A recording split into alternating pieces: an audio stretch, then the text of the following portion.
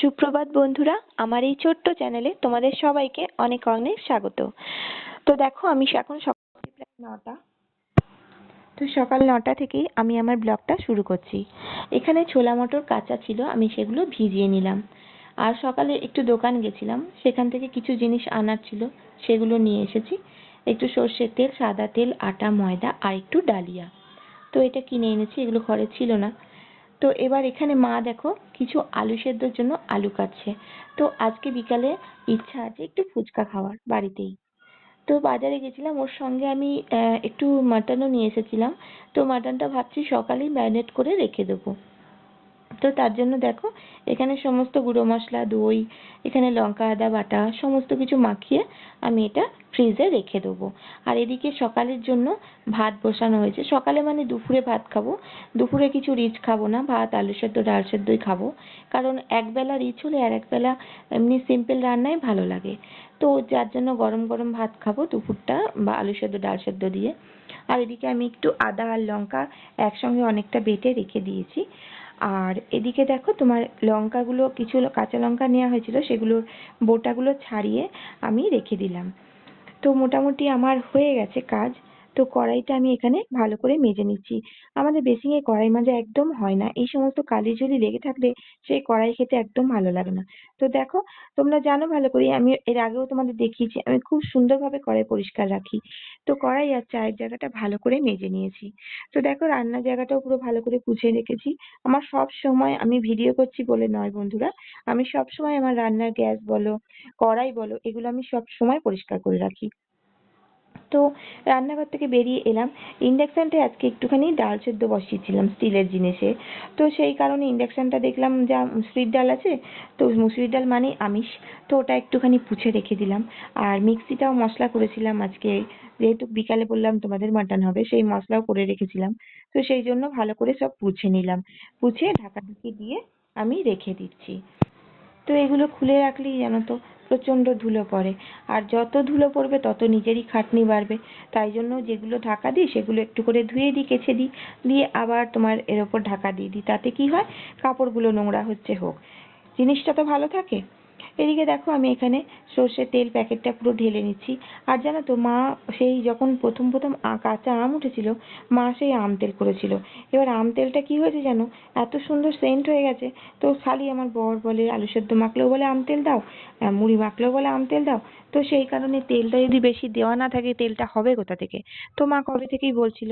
তো আজকে তেল এনে একবারে বাটির মধ্যে ঢেলে দিলাম মাকে, বললাম তাহলে এটাই গরম করো, করে একটু ঠান্ডা করে ঢেলে দাও। তো মা সেটা ঢেলে দেবে। তো আমি এখানে বাকি তেলটা ভরে রেখে দিলাম, সর্ষের তেলটা যেখানে আমরা রান্না করবো সেই জায়গায়। আর এদিকে সাদা তেলও এনে রেখে দিয়েছি। তো এটা আছে একাদশীর আগের দিন, কাজেই পরের দিন একাদশী আছে। তো সেই কারণে আমি সমস্ত কিছু আলাদা আলাদা করে এনে নিরামিষ ভাবে তুলে রেখে দিচ্ছি। আর তেলের জায়গাটা একটু ভালো করে পুছে নিলাম, কারণ চ্যাট চ্যাট করে গা গুলো কিরকম, তো পুছে রেখে দিলাম। তো এখানে দেখো আমি একটু তেঁতুল ভিজিয়ে নিচ্ছি। তোমাদের বললাম আগে একটু বিকালে ফুচকা খাওয়ার ইচ্ছা আছে বাড়িতে। তো এখানে দেখো তেঁতুলটা না আমার বর ভুল করে কালো তেঁতুল এনে ফেলেছে। আমিও বলতে মনে নেই যে সাদা আনতে। তো দেখো এখানে কতদিন ধরে জামাগুলো শুকাচ্ছিল, বাইরে বৃষ্টির জন্য দিতে পারছিলাম না, সেগুলো আমার বরের জামাগুলো গুছিয়ে ওর আলমারিটায় রেখে দিই। আর বাকি যা জামা কাপড় টুকটাক সেগুলো গুছিয়ে নিচে নিয়ে চলে যাব। তো এখানে দেখো বালিশের ওয়ারগুলো কেচেছিলাম, সেগুলো আমি একটু পরিয়ে দিচ্ছি।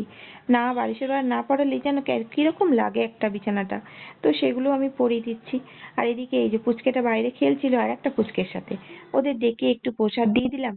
তো ওই দেখো দুজনে সাইকেল চালাচ্ছে রোদের মধ্যে, কি ভাবে। তো এদিকে চা পাতাটা এনে রেখেছিল প্রায় একদিন আগে। তো এটা পড়েই ছিল, তো ভাবলাম ঢেলে রাখি এখন। চাটা খুব সুন্দর গেছে এবার, জানো তো বন্ধুরা, খুব সুন্দর। আমরা ফ্লেভার চা খাই না, গুঁড়ো গুঁড়ো যে চা গুলো গুটি গুটি হয় ওগুলোই খাই। তো দেখো এখন মোটামুটি আধ ঘন্টা 1 ঘন্টা হাতে টাইম আছে ভাত খাওয়ার। তো মেশিনটা চালিয়ে নিচ্ছি, একটু কাজ ছিল। তো মেশিনের কাজ করে একটু সেদ্ধ ভাত খেয়ে নিয়ে ঘুমিয়ে পড়েছিলাম। তো পুচকেটাও আমার সঙ্গে শুয়েছিল। ও বলল যে মা ওঠো ওঠো, ফুচকা বানাবে না? তো চলে গেলাম ফুচকা বানানোর জন্য।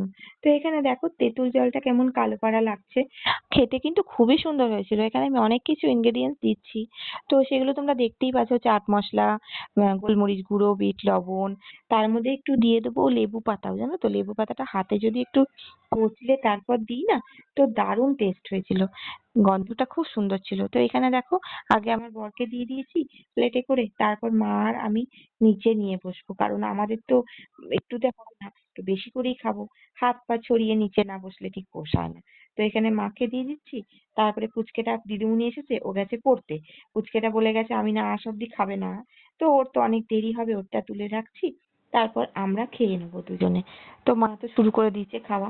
আর জানো তো এই প্যাকেট ফুচকাগুলোর একটা কি সুবিধা, এত সুন্দর ছোট ছোট হয় না, খেতে খুব সুন্দর লাগে, মুখে দিলেই শেষ।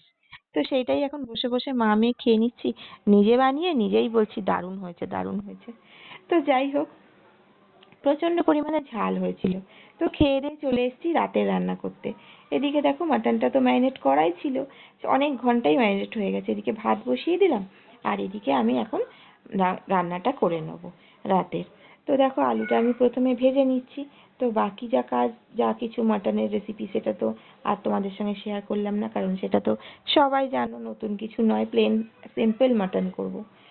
তো আর এই দেখো পুচকেটা এসে গেছিল, ওকেও দিয়ে দিয়েছি ফুচকা, ও আমরা খাচ্ছে, ওর তো ঝাল ঝাল কিছুই লাগছে না।